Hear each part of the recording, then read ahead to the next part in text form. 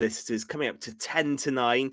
Big thanks to Kerry Brace from Carew for talking to us about their 5-1 win in the West Wales Cup. Gordon, you actually watched the other Pembrokeshire side, didn't you? Who also had a dramatic game. Hakin drew 1-1 with Pontleu, but won on penalties 5-4 to join Carew in the last four. How was that? Well, it was dramatic to say the least, Ben. They brought a lot of vocal fans, to be fair, Pontleu, and they got off to a brilliant start. They scored within 2 minutes from a corner, and it was none other than Sam Roden, and we all know who Sam Roden is. He played for Athwest County and under Wolsey. But they were a really strong outfit, really strong. They had a couple of Medwyn boys who were probably related to the Welsh International as well from 1958, probably his great-grandsons. But yeah, they had some quality there, to be fair, and they did look classy. But fair play to Hakin, they stuck to the task. Nicky Woodrow was unlucky not to equalise in the first half. But in the second half, they did. In about 63 minutes, Jack Britton got in the right area inside the box and he poked it home.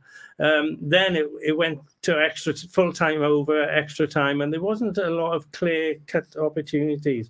But the penalty shootout, Hakin held their nerve. And to be fair, I have to say the teenager, Kieran King, was given the responsibility of putting away the fifth penalty, and they won 5-4. Wow. It's a great win, and they're into the last four, and hopefully they don't draw Carew in the next round. I was going to say Kerry wouldn't go quite as far to say he didn't want Hakin, but would we say we'd hope they'd avoid each other, Fraser? Probably. From a Pembrokeshire point of view, you obviously wanted a Pembrokeshire final, don't you? We won it. We had it in 2019 when Middlesbridge came to play Carew. We very nearly had it in 2013 when Johnston won it. Actually, Goodwick blew their semi-final. We would have had it then.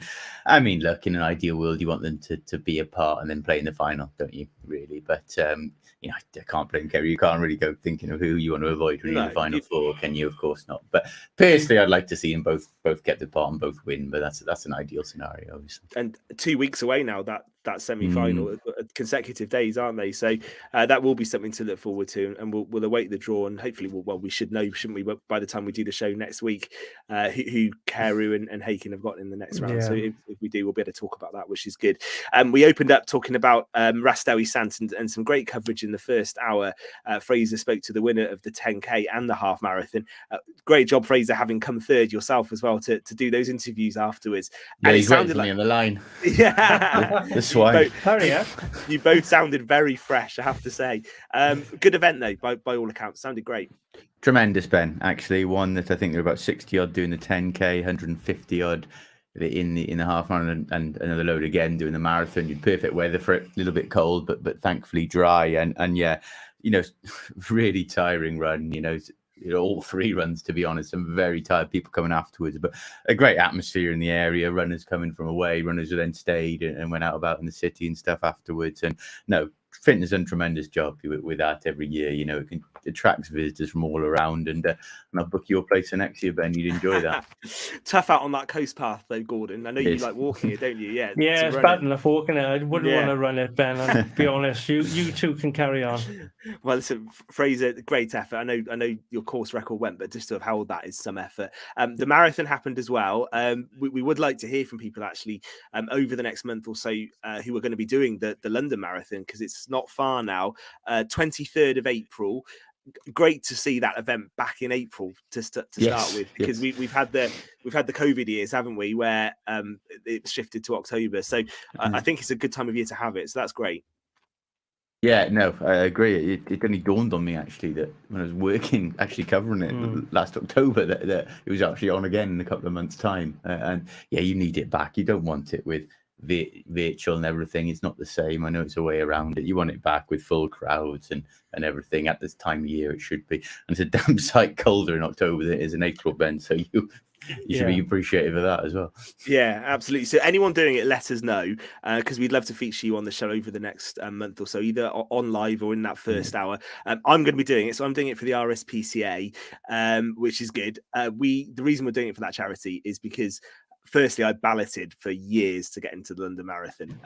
I've probably balloted about 11 times and never got a place. So decided to do it for charity. We rescued 2 cats from the Ammanford branch of the RSPCA in 2009. We lost one. We lost Oscar last August. He passed away. So it felt a good time to raise some money for an animal charity who actually do a lot of good work for looking after animals. I also think we've been through a tough few years. Everyone's mental health suffered. I think pets do bring a lot of joy to people, whether it's your dog, your cat, any pets people have a watch. And that was why I wanted to do it. For me, the training's been quite tough the last few months, and I won't go into too much detail right at the end of the show, but it's been a tough couple of months for me. I talk about the ballot. My best mate got a ballot place for the London Marathon, and he got it last year. We always said we'd do the marathon together, and very sadly, Marty passed away in December. So that's impacted my training. But I'm going to do it for him, and I'm going to give it a good shot because he was so chuffed to get that ballot place. So I cannot wait to run the London Marathon next month, and I'd love to hear from Pembrokeshire people who are also doing it as well. So I'll be doing it for Marty, doing it for the RSPCA. And it would be great to hear from anyone else who's doing it. So can I just say, just a plug, if anyone can spare any money, and I know time's tight, I have got a Just Giving page, and I think they're going to put the link up, so that would be brilliant. But yeah, it's going to be exciting. And Fraser, your legs are hurting in a month or so's time. When I do that Monday show after the London Marathon, I don't know what mine are going to be like. But, yeah, are you Ben Percy? There's a poignant reason you're giving there, and you've spoken very bravely, and credit to you for that. And on a training point of view, my question for you is, because obviously you be in races, some are more populated than others, but there's no race as populated as the London Marathon. Are you prepared for that feeling? Obviously, you run for a few miles. I believe you're boxed in, aren't you? It's like nothing else in terms of how close you are to a runners. It maybe does restrict your speed, and you're darting in and out a lot and that sort of thing. Is that something you're prepared for? Is it something you can even prepare for? So for me, I don't think London will be a PB course just for that reason, because I think it's going to be so tight at the start, and I think it will probably be a slower start to what I'm used to.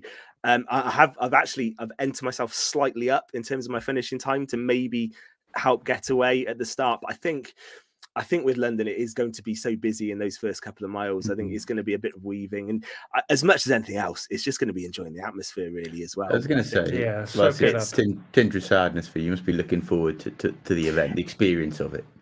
It's a bucket list thing. It is a bucket list thing, and it's going to be different to how it was when we decided we both do it. But it's still a bucket list thing, and I think getting on that start line is just going to be awesome. So yeah, I think it's going to be great. And what I would say, if anyone from Pembrokeshire is doing it and fancies catching up afterwards for an interview that we can feature on the show, I would absolutely love to do that. So yeah, and I think for me, what's driving me through it is that feeling when you turn up the Mall and you've got Buckingham Palace behind you, and just getting to that finishing line. I don't think I'll ever experience anything in running or anything in sport as good as that. So that's the moment I'm most looking forward to. Well, the Rasto Sound finishes on the cathedral steps. So the cathedral speaking of iconic finishes, which for the record, no one needed after 10K half marathon or marathon. That must be the steps. You saw a lot of people get to the bottom, look at them, think sod it, and just walked up. Listen, my link's on the page, so anyone can support. That would be absolutely brilliant. We should finish off by saying good luck to Haverfordwest at the weekend. They're away to Aberystwyth. Local derby, Gordon. I know you enjoy it when I always call it a local derby. No, it's not a local derby, but we have to say it's a derby. But it's Tony Pennock's old side, so he's going back home. Excellent stuff. And they could do with a win. Yeah, definitely. Definitely. I'll make it a good finish to the season. All right. Listen, we are out of time, but thoroughly enjoyed the show once again. Don't forget, you can catch it up as a podcast. All the videos stay on the website and on the Facebook page as well. We will be back next Monday from 7. It's the Red Thread next on Pure West. Good night.